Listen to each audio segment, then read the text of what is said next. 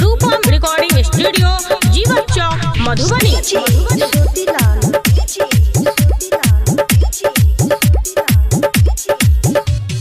पान के दुकान हमर छई छौरी चौक पर, मिनटे में दो देबो तोरा छौरी चौक पर। से कसी डरेस में तू लागे छली टप का, साइकिल से जाई छली देखे छली छुप का। दुकान वाला छौरा से कले तू यारी, टिंगू सुपारी खा ले गई प्यारी, खा ले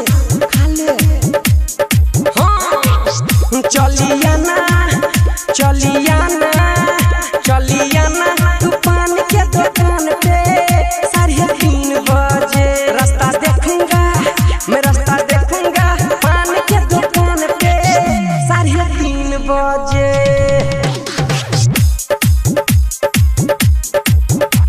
दुकान वाला छोरा से कले तू यारी,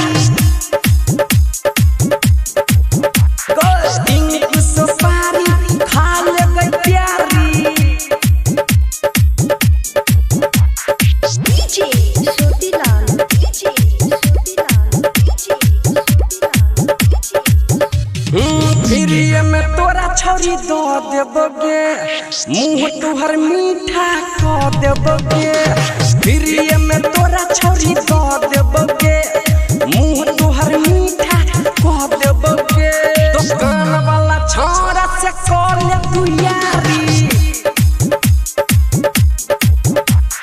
टिंगू सुपारी खा ले के प्यारी।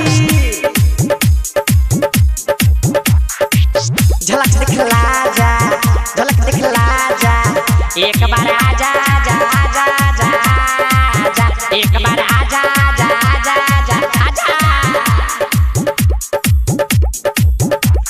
टिंगू सुपारी खा ले के प्यारी,